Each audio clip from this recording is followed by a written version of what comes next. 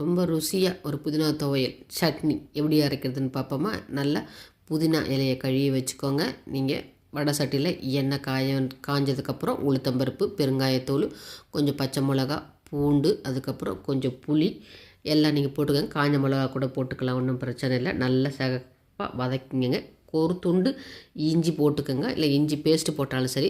ரொம்ப எண்ணெய் கக்கிற மாதிரிலாம் வதக்க தேவையில்லைங்க. நம்ம ஒரு சட்னி மாதிரி தான் அரைக்க போகிறோம். அதனால் பச்சை வாடை போனால் போதும். அதனால் இலை பச்சை வாடை போகிற வரலும் நீங்கள் வதக்கினா போதும். ரொம்பலாம் எண்ணெயிலே வதக்க வேண்டியதில்லை. அழகாக ஆட்டுக்கல்லில் போட்டு ஆட்டி எடுத்துடலாம். ஆறுனதுக்கப்புறம் நீங்கள் தேங்காய் சில்ல பல்லு போட்டாலும் சரி, துருவி போட்டாலும் சரி.